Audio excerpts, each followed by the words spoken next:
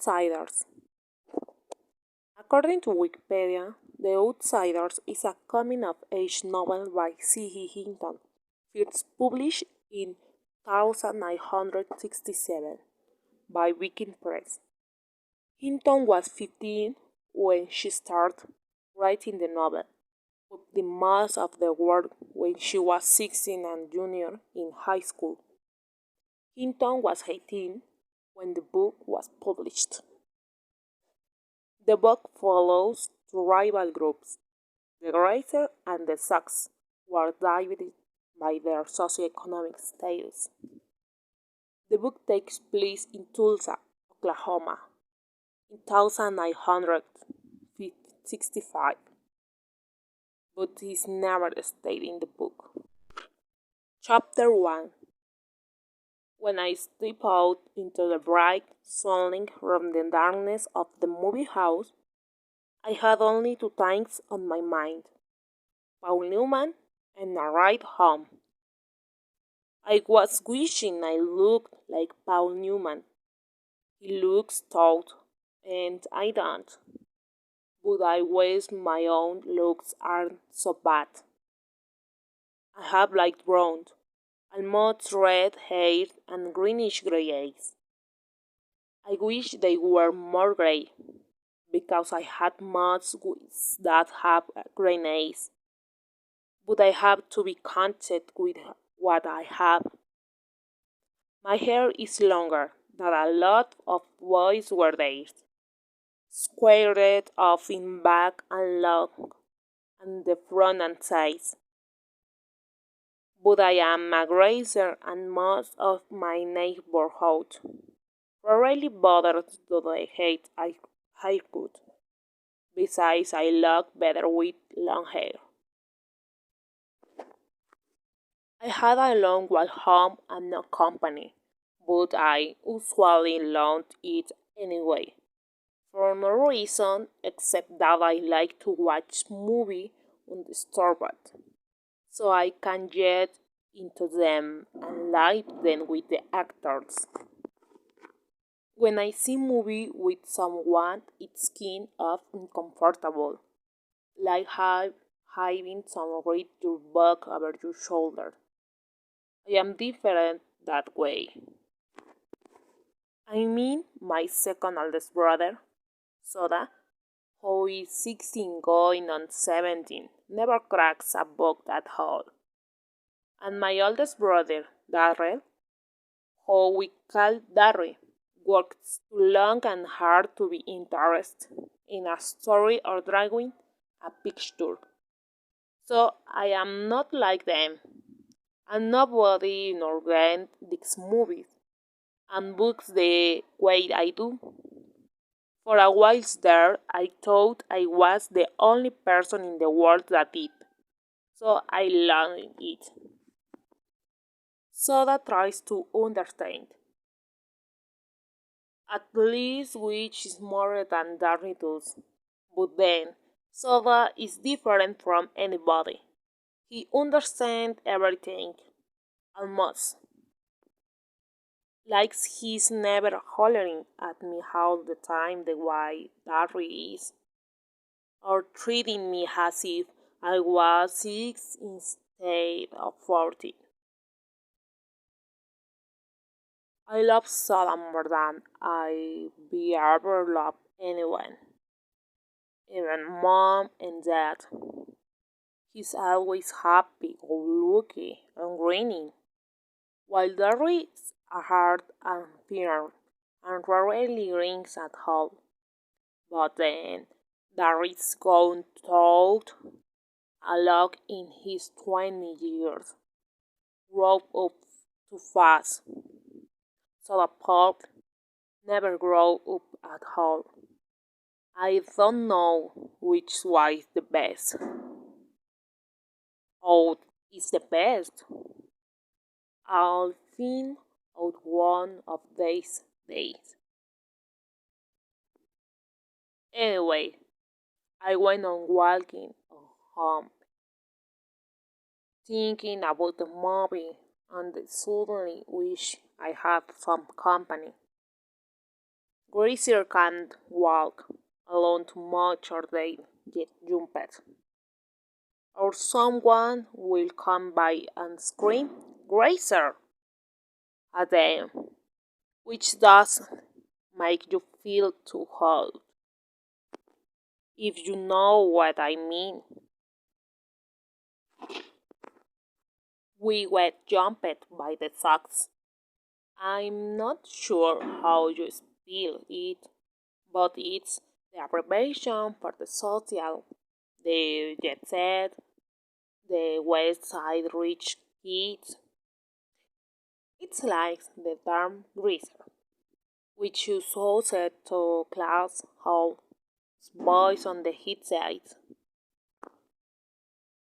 were poorer than the socks and the middle class. I reckon we're wilder too, not like the socks, who jam greaser and break house and throw beer bags for kicks, and yet editorials in the paper for bench a public disgrace one day and an answer to society that the next. Racer almost like hot. We steal things and drive all soaped up. Cars and hold up gas stations and have a gunfight picked once in a while.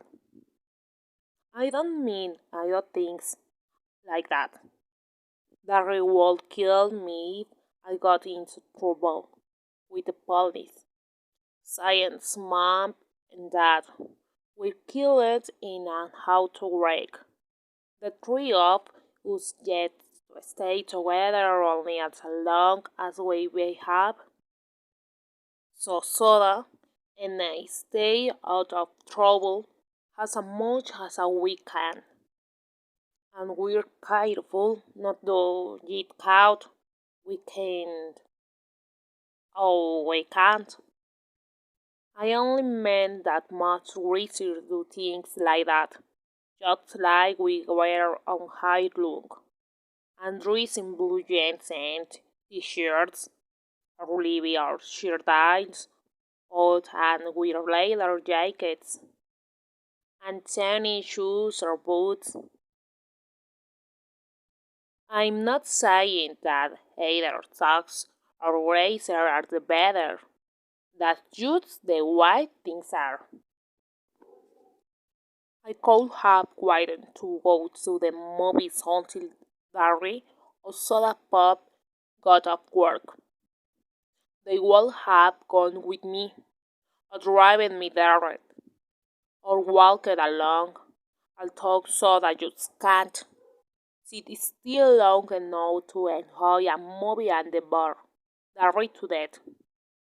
Darry thinks his life is enough without dissipating other people's, or I could have gotten out of the gang to come along. One of the four boys, Darry and Soda, and I have grown up with and considered come along and consider family. We are almost as close as brother. When you grow up in a tight neighborhood like Sword, you get to know each other real well. If I had thought about it, I could have called Darian. He would have come by on his way home and picked me up, or to bite Matthews. One of our gang would have come to get me in his car if I had escaped him. But sometimes I just don't use my head. It drives my brother Darryl nuts when I do stuff like that. Cause, cause I am supposed to be smart. I make good grades and have a height IQ and everything, but I don't use my head. Besides, I like walking. I about the side. I didn't like it so much, thought, when I spot that red Corvair trailing me. I was almost 2 blocks from home then, so I started walking a little faster. I had never been jumped, but I had seen Johnny after 4 socks got hold of him, and it wasn't pretty. Johnny was scared of his own shadow after that. Johnny was 16 then. I knew it wasn't any use thought the fast walking I mean. Even before the Corvair pulled beside me and 5 socks got out, I got pretty scared. I'm keen of small. For 14, even thought I had a good build, and those guys were bigger than me. I automatically hit shots, my thumbs in my jeans and clothes, wondering if I could get away, if I made a break for it. I remember Johnny, his face all cut up and brightened, and I remembered how he had cried when we found him half conscious in the common lot. Johnny had it awful, broke at home. It took a lot to make him cry. I was sweating something fierce, although I was cold. I could feel my pants getting clammy and the perspiration running down my back. I get like that when I'm real scared. I glance around for a pop bottle or a stick or something. Steve Randall, Soda's best buddy, had horns held of fur goods with a busted bottle, but there was nothing. So I stood there like a pump on a long wheel that surrounded me. I don't use my head. They walked around slowly, silently, smiling. Hey, Grace, one side in a over friendly voice. We're gonna do you a favor, Gracer. We're gonna cut all that long greasy hair off. He had on a madras shirt. I can still see it. Blue madras. One of them laughed, then cussed me out in a low voice. I couldn't think of anything to say. There just isn't a whole lot you can say while waiting to get mugged. So I kept my mouth shut. Need a haircut, Grazer? The medium-sized blunt pulled a knife out of his back pocket and flipped the blade open. I finally thought of something to say. No, I was backing up, away from that knife. Of course, I backed right into on one of them. They had me down in a second. They had my arms and legs pinned down, and one of them was sitting on my chest with his knees on my elbows. And I've done things that hurts. You're crazy. I could smell English leather shaving, lotion, and stale tobacco. And I wonder I foolishly I was faked before they did anything. I was scared so bad I was wishing I would. I thought to get lost, and almost did for a second. Then they tanked up on me and the wand on my chest sucked me a couple of times. So I lay still, sweating and the time between gasps. A blade was held against my throat. How'd you like that haircut? To begin just below the chin? It occurred to me then that they could kill me. I went wild. I started screaming for soda, dairy, anyone. Someone put his hand over my mouth, and I beat it as hard as I could, tasting the blood running through my teeth. I heard a muttered curse and got chocolate again, and they were stuffing a handkerchief in my mouth. One of them kept saying, "Shoot him up, for Pete's sakes, shoot him up." Then there were shouts and the pounding of feet, and the socks jumped up and left me lying there, gasping. I lay there and wondered what in the world was happening. People were jumping over me and running behind me, and I was too dazed to figure it what. Then some had me under their armpits and was howling me out my feet. It was Larry. "Are you alright, Bunny boy?" He was shaking me and I wished he'd stop. I was dizzy and out anyway. I could till it was Larry thought.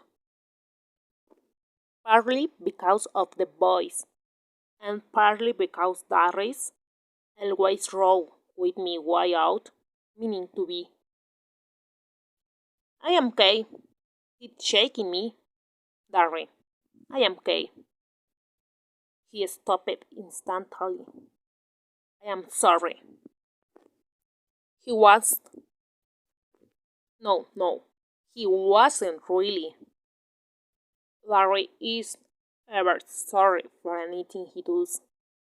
It seems funny to me that they should look you exactly like my father and act exactly the opposite from him.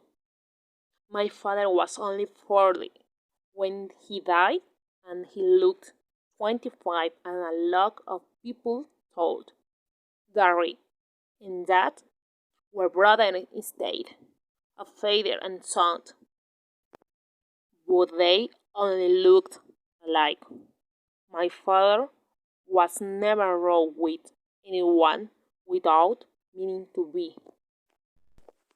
Larry is 6 feet 2 and broad shouldered and muscular. He has dark brown hair that kicks out in front and a slight cowlick in the back. Just like that, but Larry's eyes are his own. He's got eyes that are like pieces of pale blue-green eyes. They've, they've got a determined set to the like the rest of him. He looks older than 20, tall, cool, and smart.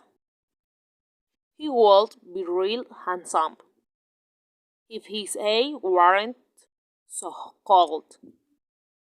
He doesn't understand anything that is not plain hard fact, but he uses his head. I sat down again, rubbing my cheek where I'd been sucked the most. Darry jammed his feet in his pockets. "They didn't hurt you too bad, did they?" "They did." I was married and itching and my chest was sore and I was so nervous. My hands were shaking and I want to start babbling. But yo-yos don't say that to Barry. I okay. So the pup came loping back.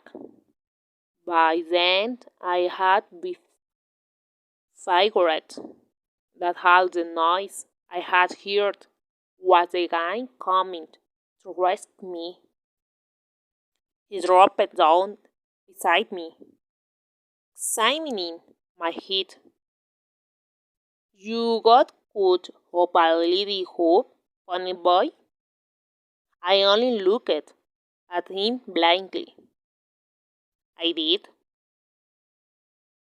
He pulled out a handkerchief with the end of it with his tongue and pressed it gently against the side of my head.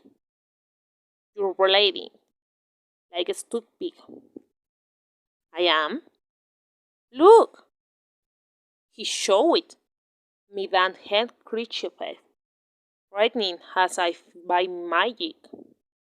Did they pull a blade on you? I remember the voice. Need a haircut razor. The blade must have slipped while he was trying to shut me up. Yeah!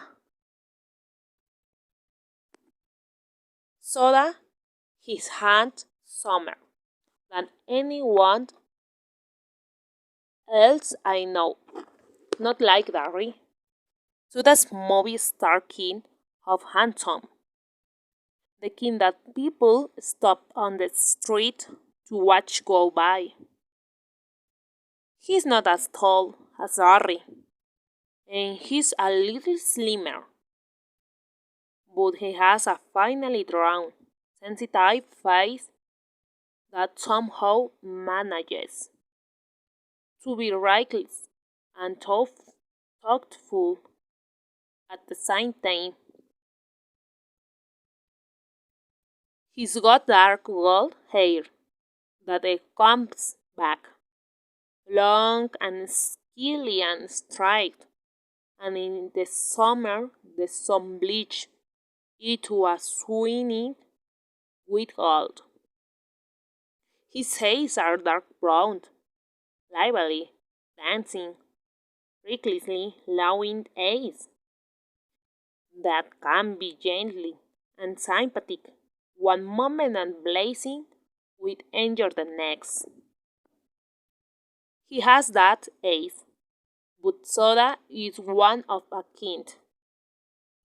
He can't get drunk in a drag race or dancing without ever getting near alcohol. In our neighborhood, it's rare to find a kid who doesn't drink once in a while. But Soda never touch a drop. He doesn't need to. He gets drunk on just plain living. And he understands everybody. He looked at me more closely. I looked away hardly, because if you want to know the truth, I was staring to brow. I knew I was as weak as I felt and I was shaking like a leaf. Soda just put his hand on my shoulder. Easy, pony boy. They ain't going to hurt you no more. I know, I said, but the rain began to blur and I felt hot tears running down my cheeks. I brushed them away impatiently. I am just a little spooked. That's how. I drew a quivering breath and kept crying. You had stand cry in front of Darry. Not only your heart like Johnny had been that day we found him in the back and lot. Compared to Johnny, I wasn't hurt at all. Soda rubbed my hair. You're an okay kid, honey.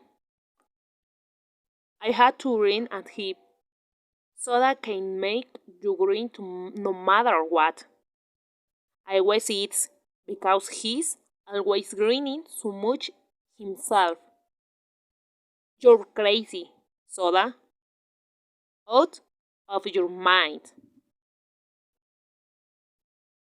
Barry looked as if he'd like to knock our heads together. Your but snoot. Soda merely cooked one eyebrow, a trick he'd picked up from to bite. It seems to run in this family.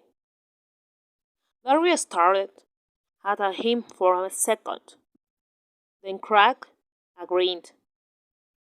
Soda Bob is afraid of him like everyone else and enjoys teasing him. It just as soon tease a full rhyme Riley's, but for some reason Barry seems to like being teased by Soda. Horwan had chased the stocks to their cart and heaped rocks at them.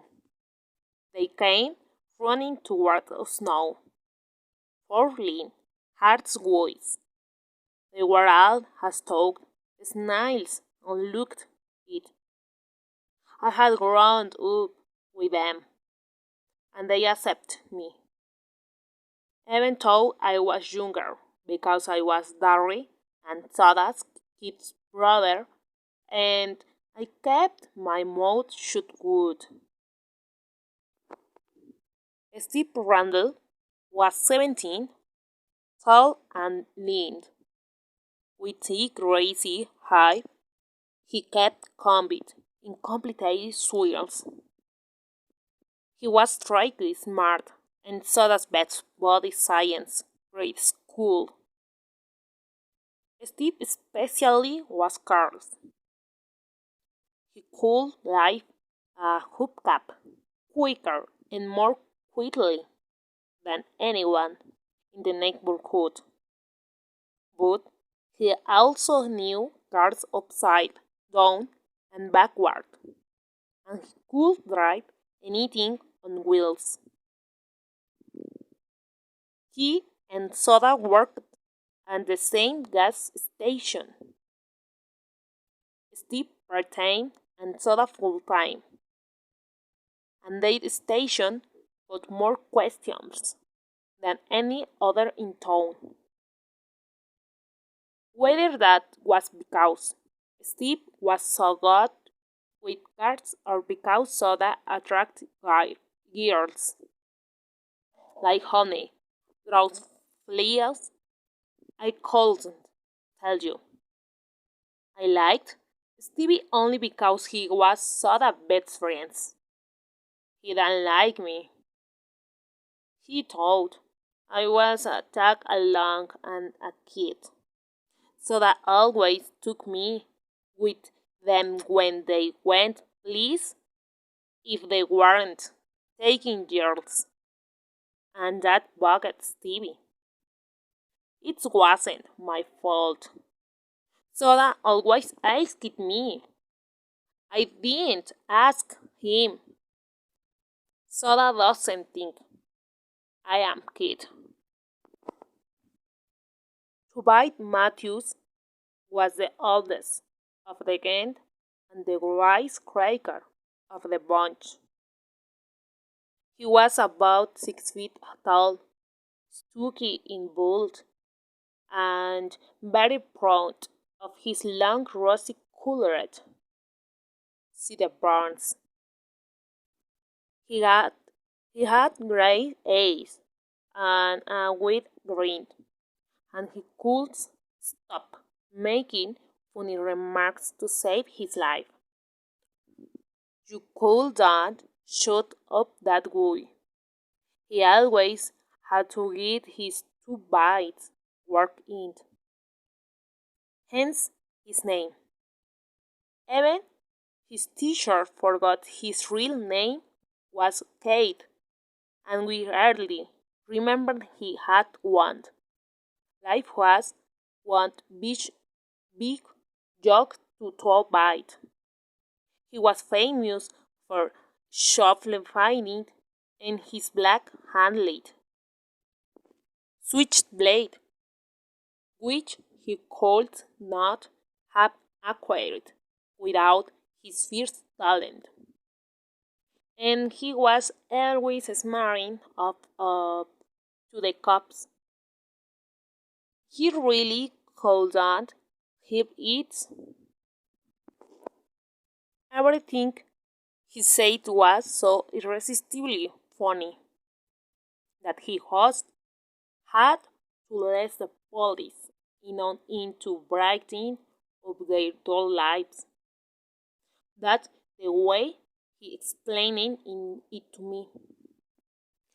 He liked fights, blondes, and for some unfathomable reason in school, he was still a junior at hitting and had failed, and he never learned anything. He was still a junior at hit 18 and a half, and he never learned anything. He just went for kicks. I let him real well because he kept us laughing at ourselves as well as at other things. He reminded me of Will Rogers. Maybe it was the green. If I had to pick the real character of the game, it would be Dallas Winston Daly. I used to like to draw his picture when he was in a dangerous mood, for then I could get his personality down in a few lines. He had an elfish face, with high cheekbones, and a pointed chin, small, sharp animal teeth, and ears like a lynx. His hair was almost white, it was so blonde, and he dyed like haircut or hair or either, so it fell over his forehead. He wheezed and cheeked out in the back in tough and squirrely beneath his ears along the nape of his neck. His eyes were blue, blazing eyes, cold with a hatred of the whole world. Dali had spent 3 years on the west side of New York and had been arrested at the age of 10. He was taller than the rest of youth, taller, colder, meaner. The shade of the difference that separates a grit from a hood wasn't present in Delhi. He was as a will as the boys in downtown outfits like Tim Shepard's gained. In New York, Dali believed of steam in games fights, but here, organized games are various. There are just a small bunch of friends who stick together, and the warfare is between the social classes. A rumble When it's called, is usually born of a group fight, and the opponents just happened to bring their friends along. Oh, there are a few named again around, like the River Kings and the Tiber Street Tigers. But here in the Southwest, there's no gun rivalry. So Dali, even though he could get into a good fight sometimes, had no specific, did no hate, no rival game, only sucks. And you can't win against them no matter how hard you try, because they go all the bricks and heaving, wiping, they he's not going to change that fact. Maybe that was why Dallas was so bitter. He had quite a reputation. They have a file on him down at the police station. He had been arrested, he got drunk, he rode in rodeos, lied, cheated, stole, rolled drunks, jumped small kids. He did everything. I didn't like him, but he was smart, and you had to respect him. Johnny Cage was last on list. If you can picture a little dark puppy that has been kicked too many times and he's lost in crowd of strangers, you'll have Johnny. He was the youngest, next to me, smaller than the rest, with a slick build. He had big black eyes, in dark tiny face. His hair was jet black and heavily greased and combed to the side, but it was so long that it felt shaggy bangs across his forehead. He had a nervous, suspicious look in his eyes, and that beating he got from the sacks didn't help matters. He was the game's beat, everyone kid's brother. His father was always beating him up, and his mother ignoring him, except when she was hacked off at something. And then you could hear her yelling at him clear down and whole house. I think he hated that word that eating wiped it. He would have run away a million times if we had been there. If it had been for the Jane, Johnny would never have known what love and affection are. I wept my ears hurriedly. Did you catch him? Nope. They got away this time, the dirty. Tobias went on cheerfully, telling the socks every name he could think of for makeup. The kid's okay? I am okay.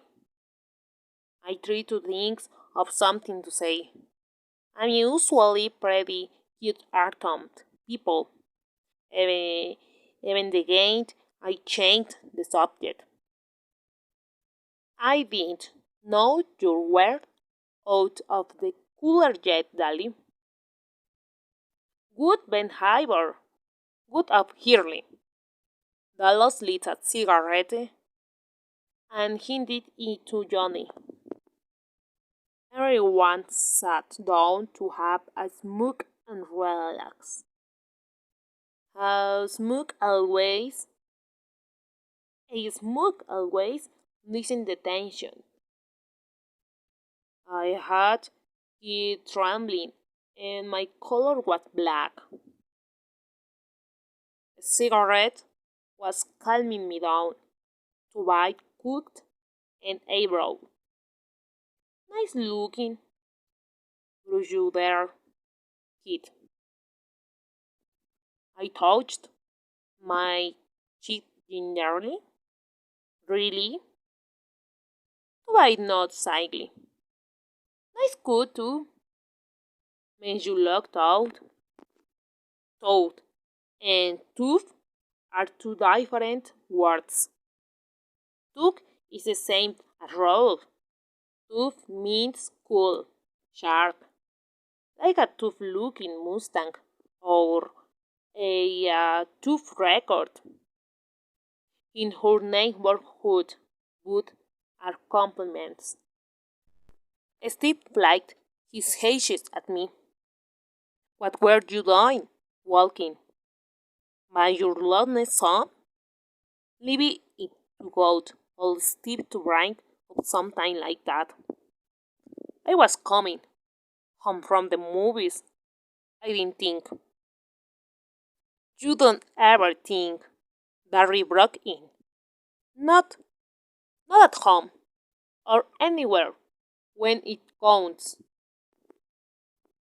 You must think at school with all those good grades you bring home. And you've always got your nose in a book. Would you ever use your head for common science?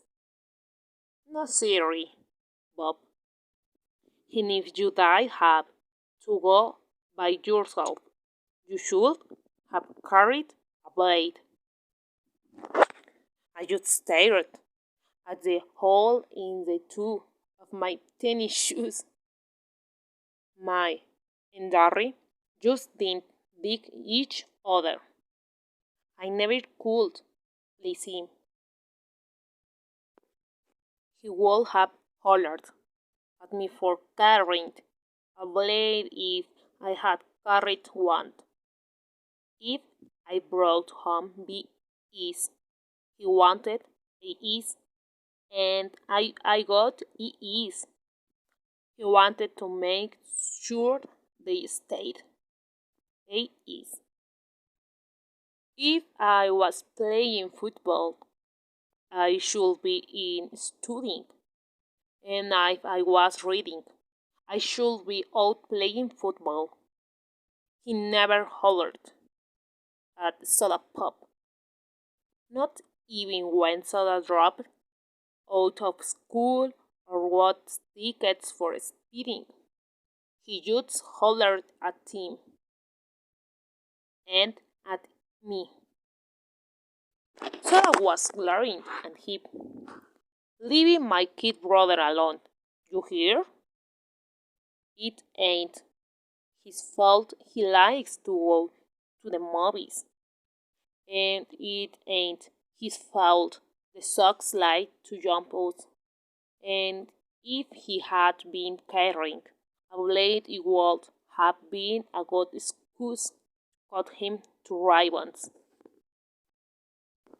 Soda always takes up for me, Barry said impatiently. When I want my kid brother to tell me what to do with my other kid brother, I ask you, kid brother. But he lied of me. He always does when Sarapop tell him to, much of the time. Next time get one of yous to go with you, honey boy, to bite side. Any of yous will. Speaking of movies, Dolly yawned, flipping away his cigarette, but I am walking over to the night doubly tomorrow night. Anybody want to come and hold some action? Steve shook his head. Me and Soda are picnic up Evie and Sandy for the game. He didn't need to look at me the way he did right then. I wasn't going to ask if I could come. I've never told Soda because he really likes Steve a lot, but sometimes I can't stand Steve Randall. I mean it. Sometimes I had him. That reside, just like I knew he would. Larry never had time to do anything anymore. I'm working tomorrow night. Sally looked at the rest of use. How about Wild, to bite, Johnny Cake, you and Pony once come?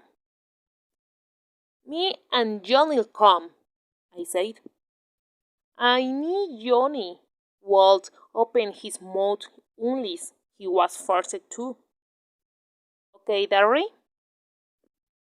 Yeah, science it ain't a school night. Darry was real good about letting me go plays on the weekends. On school nights, I could hardly leave the house. I was planning on getting buzzed up tomorrow night to Whiteside. If I don't, I'll walk over and find Wild.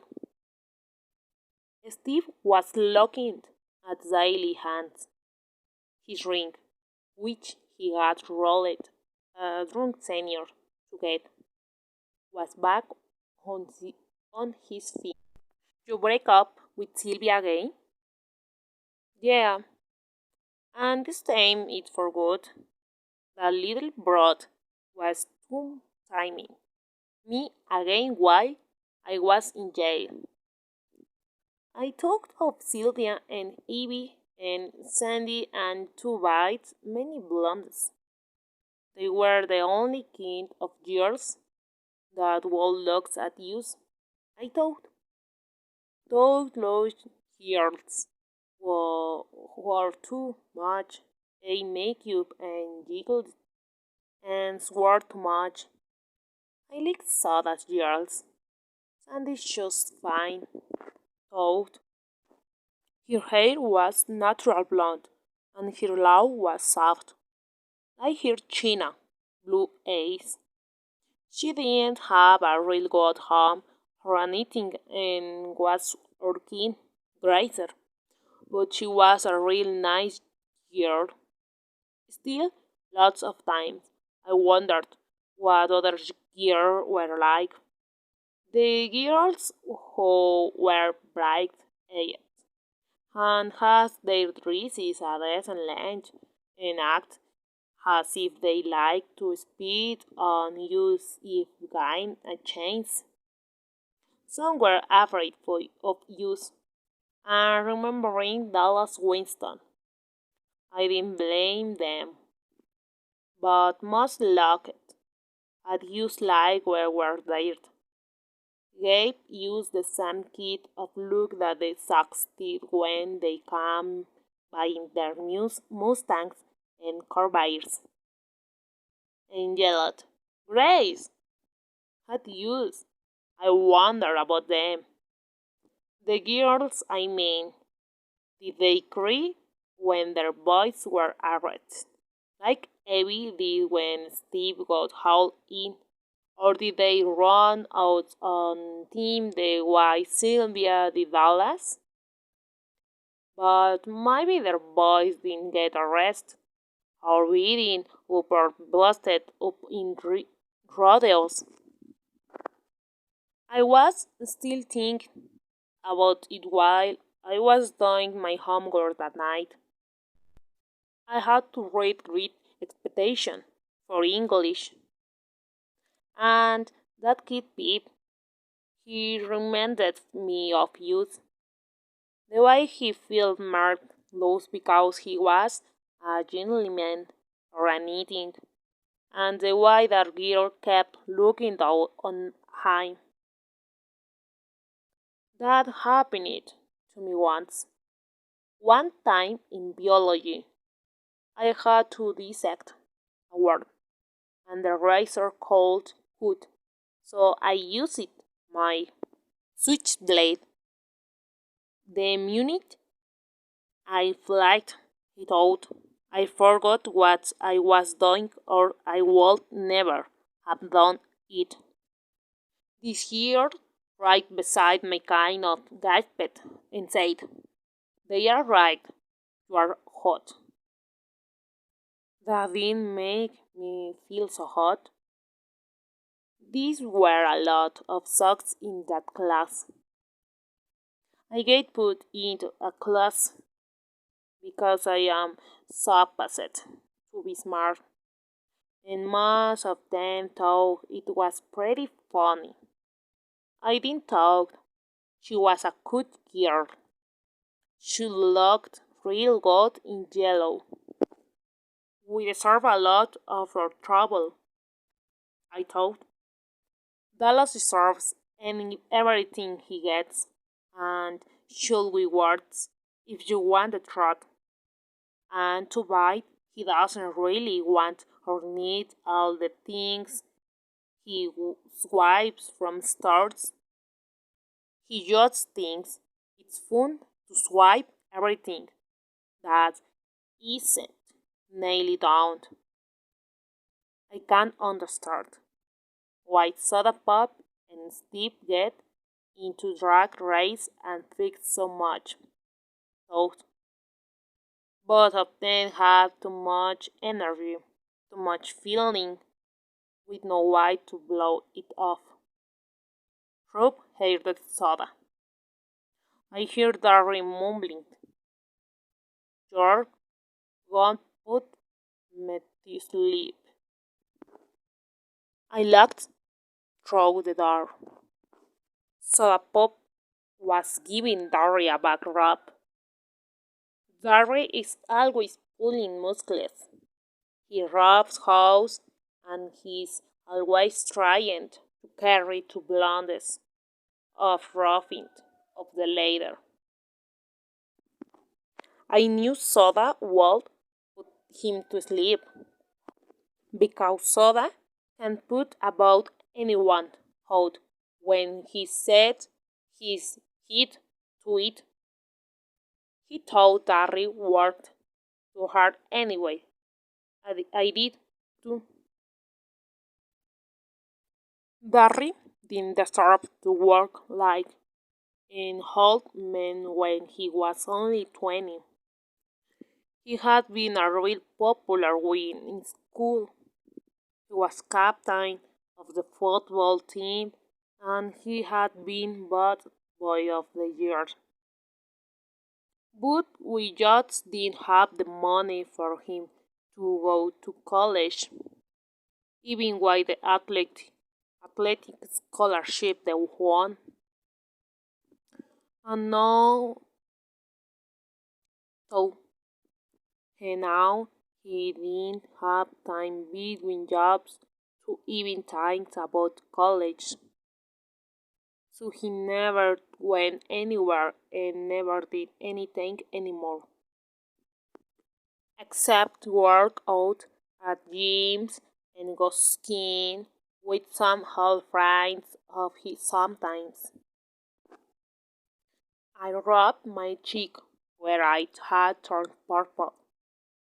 I had looked in the mirror and it did make me look out, but Larry had made me put a band-aid on the cut. I remembered how awful Johnny had looked when he got baited up. I had just as much right to use the streets as the Sox did, and Johnny had never hurt them.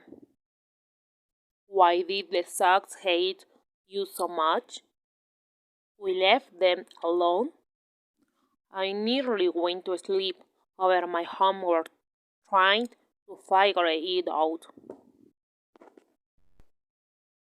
Soda Pop, who had jumped into bed by this time, yelled sleepily for me to turn off the light and get to bed.